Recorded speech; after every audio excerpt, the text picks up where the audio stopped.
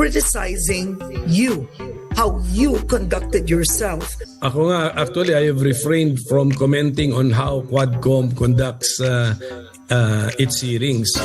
Pero siguro, I will just allow that as a constituent Abante. Yung Quadcom na yan, ang dami rin nila kasing cheche boreche. Mga kabayan, narinig niyo po yun mga kabayan. Nakapakatindi po, no? Napakatindi po ng mga bitawan ni Senator Koko Pimentel. Ano po sabi ni Senator Koko Pimentel kay Abante? Ha? Pagbibigyan kita, constituent kita eh. Ha? Ito ka eh. Under kita eh. Ha? Pagbibigyan kita, under kita. Sige, kritisismo ko kasi syempre constituent kita eh. Diba? Ganun po. Pasimple lang po si Senator Koko Pimentel. Basic. Bakit mga kabayan? Sabi nga ni Senator Koko Pimentel eh.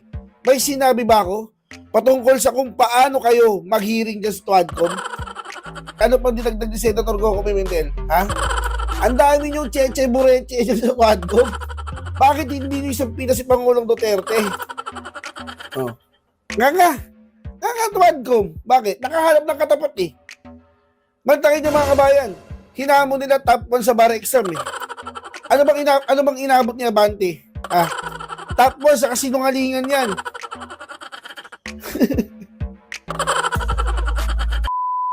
At yun na mga kabayan na pag-usapan niya natin to si Senator Koko Pimentel ay nagsalita na matapos niya siyang pagsalitaan nito nila Abante at nila Dan Fernandez patungkol nga sa isinagawang hearing sa Senado kamakailan lang mga kabayan.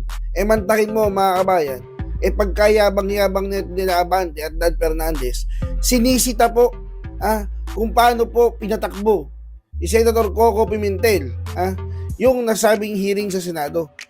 Ayon dito kay Abante na anak ni Satanas mga kabayan, sobra-sobra daw po yung oras na ibinigay kay Pangulong Duterte para magsalita. Katira bagay para bang pinapaburan pa daw ni Senator Koko Pimentel itong si Pangulong Duterte. Siyempre mga kabayan, hindi naman po papayag si Senator Koko Pimentel na hindi makapagsalita laban dito kay Abante. Mantayin mo, napakayabang ng matandang anak ni Satanas na yun eh. Ano po sabi ni Senator Koko Pimentel? Supposedly mga kabayan, nandyan po dapat sa hearing si Garma. Andyan din po si Captain Leonardo. Dapat nandun din po si Kerwin Espinosa. Ang alam po ni Senator Koko Pimentel, nandun po yung mga yun. Kasama po ni Pangulong Duterte. Pero sa kasamaang palad po, itong mga congressman na to, mga crocodile, ano po mga kabayan, hindi po pinayagang makapunta itong si Garma at si Leonardo. Mga kabayan, hindi po pinapunta. Bakit? Nagpadala po ng medical. Hindi daw makakapunta. Yung dalawang yun, nakakulong dyan sa Camara eh. Ibig sabihin, may jurisdiction doon yung mga Quadcom. Ba't hindi nyo pinapunta? Tapos magdadaldal kayo lahat ng oras na napunta kay Pangulong Duterte. Diba? Natural, Pangulong Duterte na makakapagsalita doon. Sila yung nagbabangayan dyan sa diba? Dinawit yung pangalan ni Pangulong Duterte. Ang dumawit, si Garma. Tayo pagsabuhatan kay Leonardo. Tapos ito si Kerwin Espinosa, nasaan na? Pinalaya nyo, diba? Pinalaya nyo eh. Pinalaya nila Abante. Pinalaya nila Dan Fernandez. Tapos magagalit kayo kay Senator Koko Pimentel dahil pinagsalita si Pangulong Duterte. Mga mukong pala kayo eh. Sana pinapunta nyo dyan si Garma pati si Leonardo. Diba? Hindi nyo papapuntahin tapos magagalit kayo kay Senator Pimentel. Tapos ano sabi ni Senator Pimentel? Bakit hindi nyo imbitahan si Pangulong Duterte dyan sa ano ninyo? Sa hearing ninyo? Atras Abante talaga kayo eh. Ipasampinan nyo na daw. Yung po yung sinabi ni Senator Koko Pimentel, ipasampinan nyo. Kung talagang gusto nyo papuntahin, ipasampinan nyo. Di ba? Mga ingot pala kayo eh. Mga takot din kasi si Abante. Takot yan, makaharap si Pangulong Duterte. Tatabang-tabangan lang yan. Pero pag nandun na, pag nakaharap na dyan si Pangulong Duterte, titiktok yan. Matapang lang kunyari yan eh. Kasi syempre, anak ni Satanas. Si Pangulong Duterte, hindi naman niya takot kay Satanas, di ba? Gusto nga niyang makita sa impyerno eh. Diba? Sabi niya, sasama niya daw si Rizal Tiberos. Ha? Pagpuntang impyerno. Ganyan po mga kabayan. Ha? Ito mga congressman na to, gumagawa ng paraan. Ha? Tapos, pag ito si Senator Koko Pimentel, pinagsalita si Pangulong Duterte, sila pa may ganang umangal, mga ingot mga kabayan. Pakinggan natin to ha. Pakinggan natin tong interview ni Karen Davila dito kay Senator Koko Pimentel. Representative Abante, we often talk about interparliamentary courtesy. What do you make of Representative Abante criticizing you, how you conducted yourself when, let's face it, you and other colleagues don't criticize the lower house, or now they conduct their own hearings? Ako nga, actually, I have refrained from commenting on how Quadcom conducts its hearings. Pero siguro, I will just allow that as a constituent Abante. Siguro, ganun na lang. I will just accept his criticism because he is also my constituent. Diba, national yung constituency namin eh. So, he is my constituent, our constituent. So, he has the right to criticize us. Pero ganito na lang kasi, yung Quadcom na yan, why don't they just subpoena the former president and require his appearance before them? Ang dami rin nila kasing cheche boreche for them. Ang dami rin nila kasing cheche boreche na invite, not invite, invite, not invite.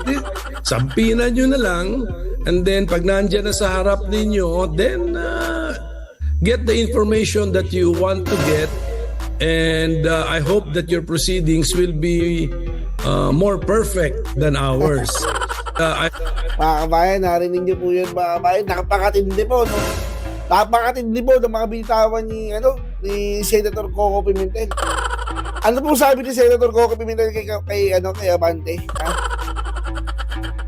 Pagbibigyan kita, constituent kita eh. Ha? Ito kay, under kita eh. Ha? Pagbibigyan kita, under kita, sige, criticize mo ko kasi syempre constituent kita eh. Diba? Ganun po, pasimple lang po si Senator Koko Pimentel. Basic, bakit mga kabayan? Sabi nga ni Senator Koko Pimentel eh, may sinabi ba ako patungkol sa kung paano kayo mag-hearing dyan sa Quadcom? Ha? Sinita ko ba kayo pag ang mga tanungan nyo, yes or no lang? Ha? Na gusto nyo ang sagot, ayon pa sa inyo? Yes or no na nga lang eh. Ha? Pag sumagot, pag yes, gusto nyo, no ang sagot eh. Diba? Yes or no na lang yung mga kabayan ha. Iko-contempt pa nila. O, mga engot, diba? Pinatulan ba ni Koko Pimentel? Hindi mga kabayan. Matalino eh. Ha? Mautak. Ano sabi niya kay Abante? Constituent lang kita eh. Diba? Pagbibigyan kita. Sige, criticize mo ako. Kasi, under kita eh. Constituent kita. Nasasakupan kita. Criticize mo ako. Basic mga kabayan. Siniblihan lang ni Senator Koko Pimentel. Ano pang dinagdag ni Senator Koko Pimentel? Ha? Ang dami niyong cheche bureche sa Quadcom. Bakit hindi niyo isang si Pangulong Duterte? Oh. Nga Quadcom. Bakit? Nakahanap ng katapat eh. Mantakin niyo mga kabayan. Hinamon nila top 1 sa bar exam eh. Ano bang inabot niya Abante? Top 1 sa kasinungalingan yan. Tipid-tip! Naibarato nga pang pahumot sa sanina. Dapat usa, duha ana. Barato unta, pero mas gasto gihapon sa kadaghan gamiton. Usa ka sa shade sa Downy, tipid ug effective. Humot na, nakabarato pa ka. Downy, effective.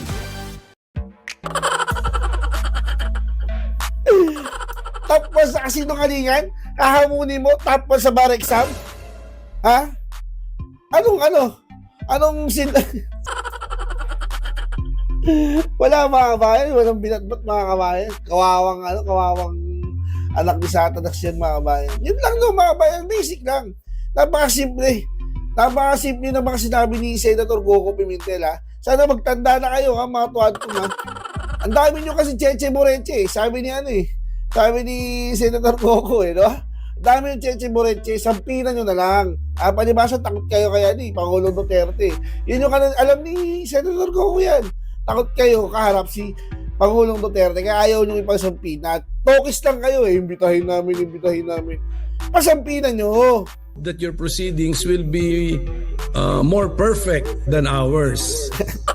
That your proceedings will be more perfect than ours. Oh, yan ha. May kasama pa yun. Perfectin nyo daw ha.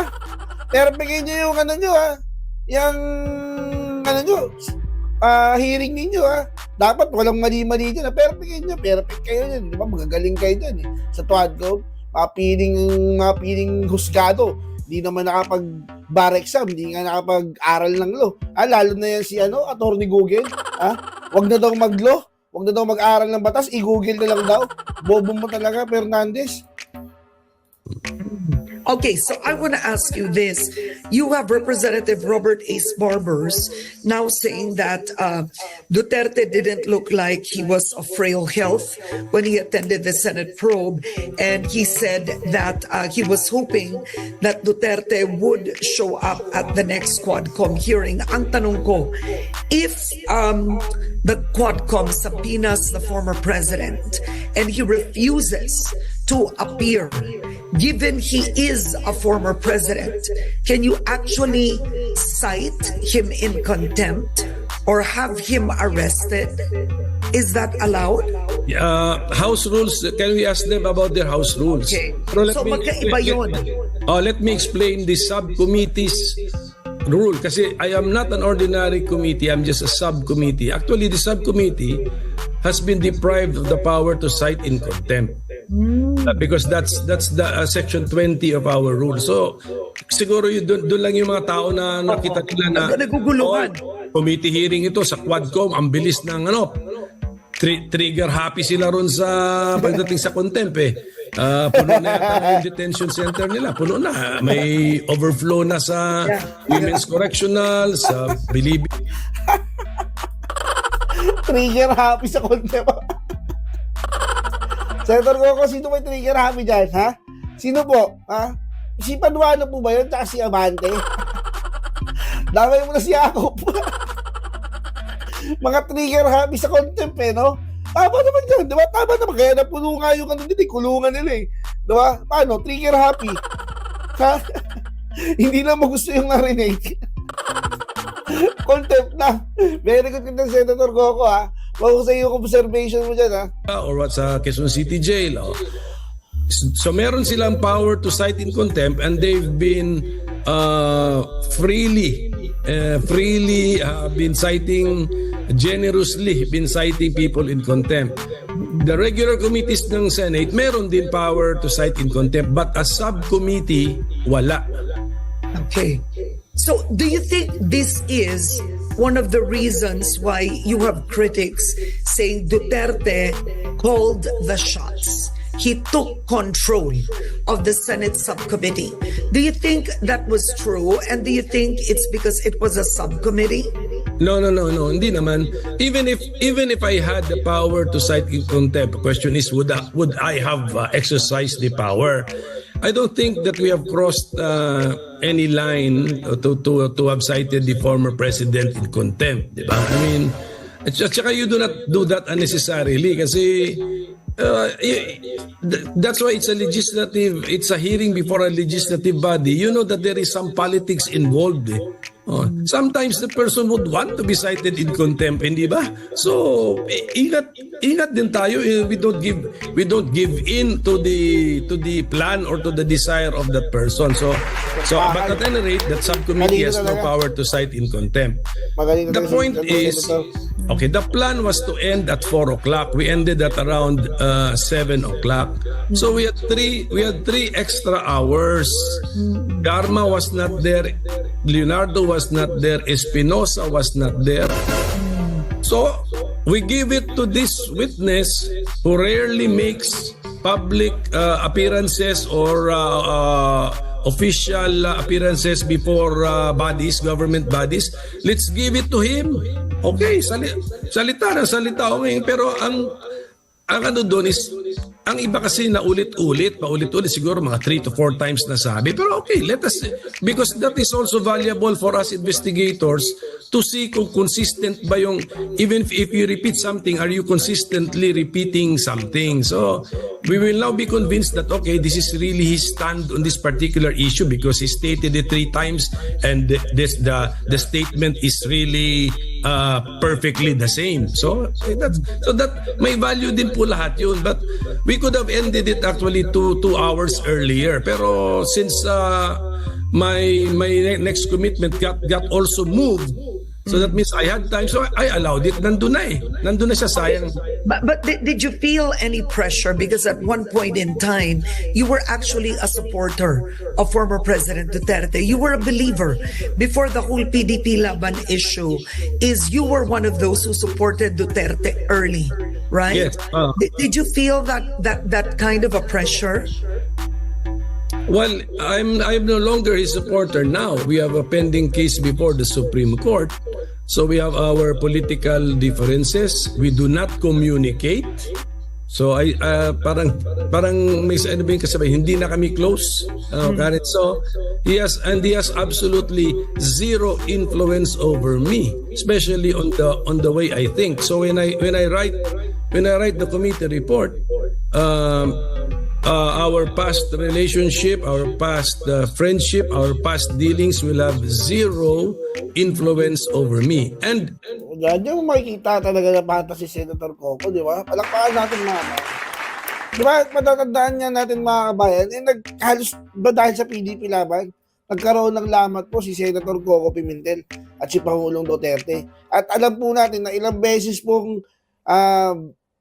diyari ni Pangulong Duterte si Senator Koko. Pero nakita niyo po ba? Naging bias po ba si Senator Koko doon sa pagdinig sa hearing? Ha? Kahit sa interview ni Karen Davila, naging bias po ba si Senator Koko? Hindi po mga kabayan. Dahil dyan, palakpakan natin si Senator Koko mga kabayan. Ha? Bihira lang po yung ganyan, ha? Yung hindi po na may personal mga kabayan. At sabi pa nga po ni Senator Koko, ha? May kaso pa po sila ni Pangulong Duterte, ha? Dyan sa Supreme Court. Para sa akin mga kabayan, dati medyo ko dito kay Senator Koko eh. Medyo tahilid ako dito kay Senator Koko. Pero dahil nga sa pinakita niyan, hindi pagkabayas. Kasi pwede naman yan, di ba? Pwede naman yan ilabas yung personal grudge niya kay Pangulong Duterte, pero hindi niya nilabas yung mga kabayan. Hindi po siya nagpakabayas dun sa hearing.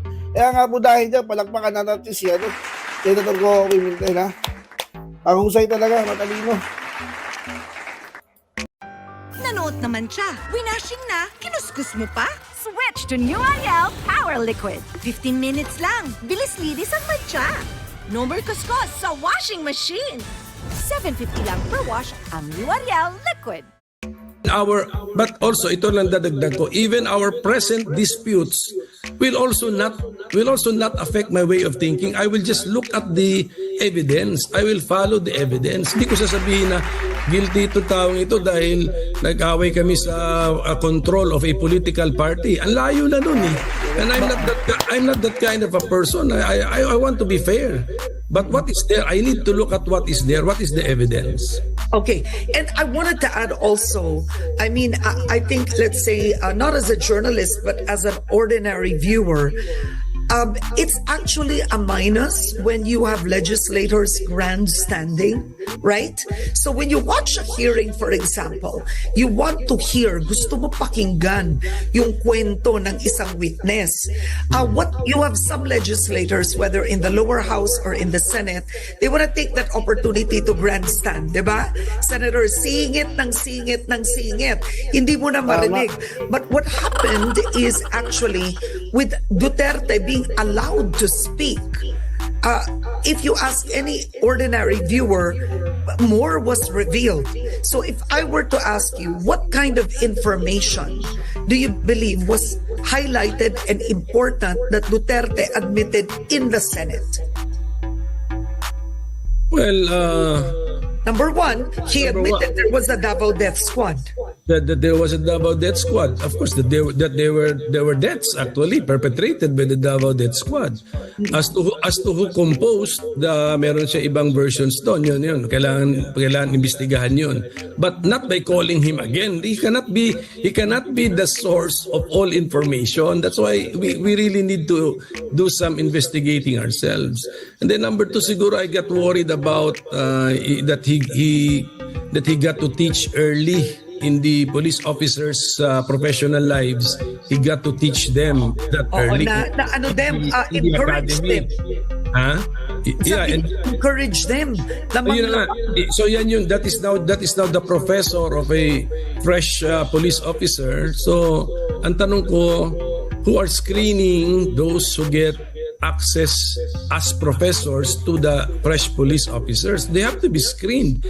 And if they teach that way, that you highlight first what is questionable, sabi na natin what is illegal, for 1 hour you highlight what is illegal, what should not be done, that you do what should not be done, and then the last 10 minutes of the lecture you say that this will all be legal if it's in self-defense. I mean that's somebody should be screening also the professors teaching our police officers. Okay. Delikado yun eh. So among others yan, Karen, ang dami pa problema yun. So, and what do you think? I wanted to ask you what you thought when Duterte said, yung mga yan, yung nakaupo dyan, yung commander na yan, mga commander yan ng Davao Death Squad. Yan si Bato, Davao Death Squad yan. Kaya nga, in fairness to them, ang natural reaction ko tinignan ko sila kung sino magre-react They were so timid They walang tagtaas ng kamay. So ang ginawa ko, initiative ko, tinanong ko sila, do you want to react? Kasi, I mean, you are really put in a bad light. I mean, you should react. But since they did not want to react, I required them to react. Yung iba, okay lang, parang binabrush aside lang nila. But look, si Catalino Puy, when I gave him the chance, sabi niya, I'm glad I'm given this chance because it's not, I do not confirm that. That because I think once upon a time, that was also linked to him and it affected his career. In a point, I think that was the gist of his input. And then I interviewed Senator Bato de la Rosa on Head Start last week, and he categorically just denied. He said, hindi ako naging miyembro ng Davao Death Squad, pero hayaan na lang daw magsalita si Duterte. Ganun daw yun, nagbibiro lang. Okay.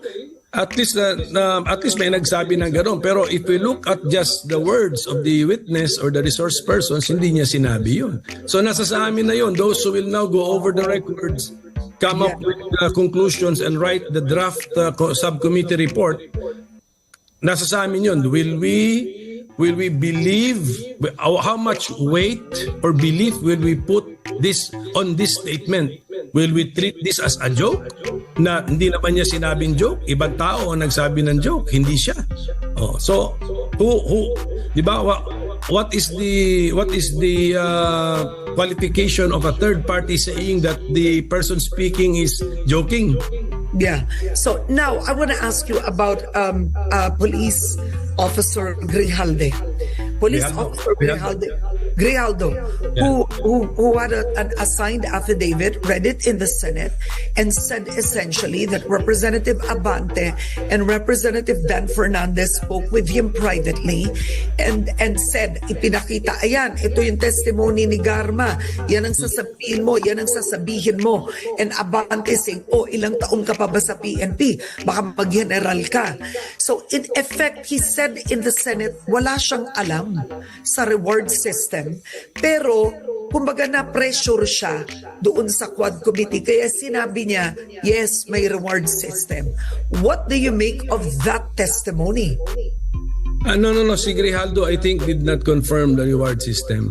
He did not confirm. Tinanong ko siya So you actually testified after that incident. Yung kinikwento mo, yung na pinuturo sa'yo yung affidavit ni Garma. Okay, sabi ko, nag-testify ka sa Quadcom. Sabi niya, yes.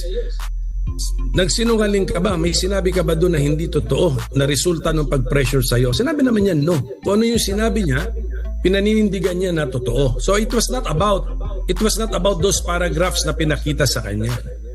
So but then this is my point, no? Okay, ganito lang kasi dapat tayo mag-isip. We were not there eh. Tayo, Karen, ako, we were not there. So what are the two possibilities? Pwedeng totoong nangyari, pwedeng hindi totoong nangyari. Pero ang totoo, talagang kinausap nila privately.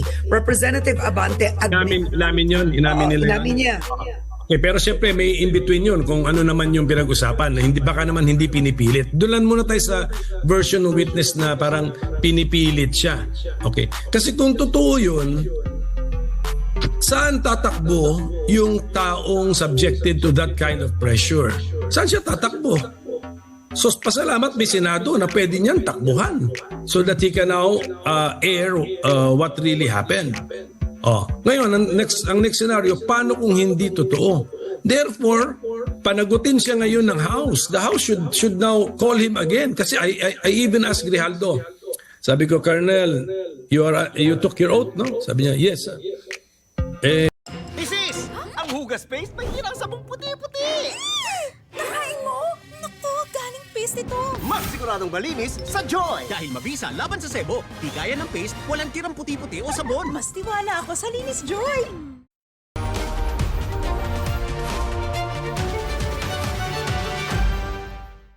Binasa ko tapos yung because I got the information that Congressman Abante denounced what he said as lies. Sabi ko, ito ang reaction po ni Congressman Abante that hindi totoo yung sinasabi mo ngayon sa aming harap. Pinaninindigan mo ba yan? Kaya mong panindigan yan? Sinabi ni Colonel Grijaldo sa akin, yes. So, that's it. So, I'm talking to an active police officer, ganyang kataas ang rank ko, and who would be man enough to also defend what he stated under oath in the Senate, even if he is questioned before the House. Now, my question is, these hearings, they're in aid of legislation. That's the intention, right? It's supposed to help legislators make better laws. It's not meant for anybody to prosecute anybody. Both houses don't have that power. And yet, look at this witness, si Grijaldo. Now you have Dan Fernandez, and I believe, I don't know if Representative Abante is with this, but they will file cases against Grijaldo. So eto ka, at the end of the day, this is the Philippines. Ang congressman mas makapangyarihan, mas maraming pera. Kakasuhan ang police officer. Isipin mo yun, tumistigo ka na sa mababang kapulungan o sa Senado. Kung ayaw nila ang sinabi mo, kakasuhan ka pa. Problema pang inabot sa'yo, you'll have to hire a lawyer.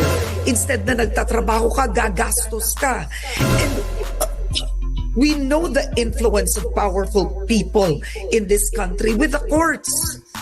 So that's my question. Ano ang hangganan ng kapangyarihan, Senator, ng mga legislator sa mga testigo? Mabuti na rin ngayon because mabuti na rin sa third venue na nila i-litigate whether Grijaldo was telling the truth or not. It's before a judge. Ganoon na lang. Kaysa sa actually ang one possible scenario or remedy for them, which I predict you will not like and many other people will not like, is for them to call again Grijaldo to appear before them. And then right there, doon nila lagyan ko lang sa quotation marks, i-crucify yung tao. And do you believe that would be abusive? Yeah, which will be more unfair, di ba? Because you now brought him to a house hostile to him. But if you now sue him before the courts, I think mas neutral yun. Pero tama na rin yun. So ako rin kasi, kunyari ganito. Kunyari there is a lie thrown against me. Ano naman din ang reaction ko? Masyado naman ako magulang if I will use now a Senate committee to find a way to call that person before us. So I think a fairer, gawin ko na lang quotation marks ulit, a fairer way to react under the circumstances is to, you believe that your rights have been violated, yung reputation mo has been tarnished, file a case in court. At least lumabas, you go outside of your own house. Okay, so now, Let's talk about Garma and Leonardo. Sa sunod na pagdinig, have you subpoenaed them? I believe Leonardo is detained, right? In the lower Yes, house? as far as I know, yung dalawa, under house control. Oo, house control. Paano yun? Does that mean that the subcommittee has to request the quad committee to I wouldn't say lend is the right word, but To allow their allow them. Yeah. Okay, that's why ganito, I will have to coordinate with the House before I even set the date next hearing. Ganun muna.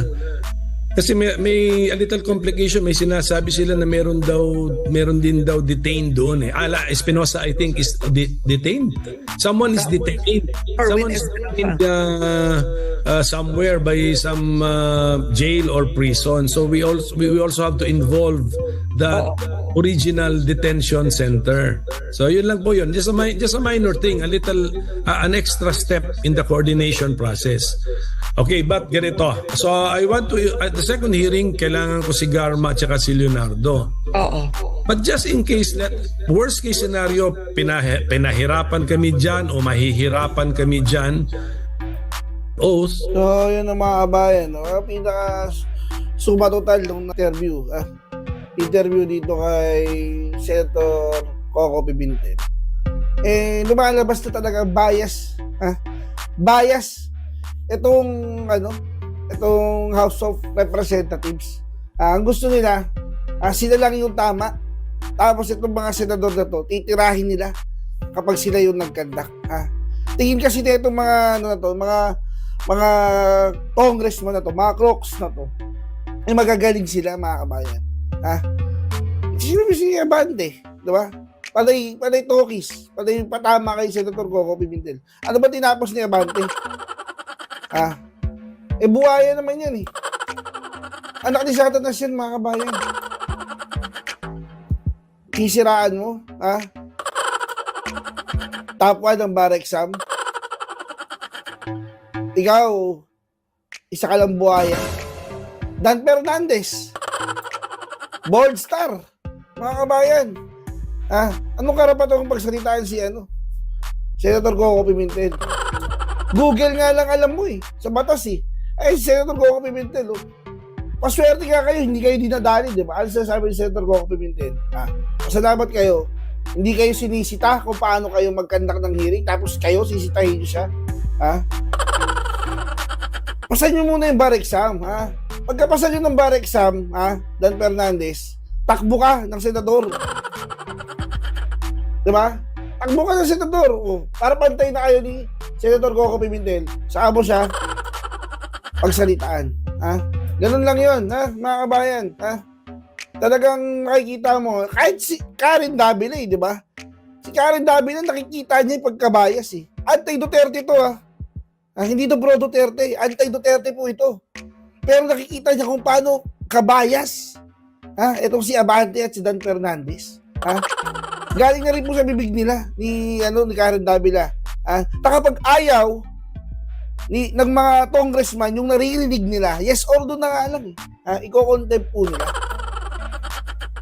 Trigger happy nga daw po, sabi ni Senator Koko Pimentel. Trigger happy sa contempt. Parang ako trigger happy dito sa laughing laughing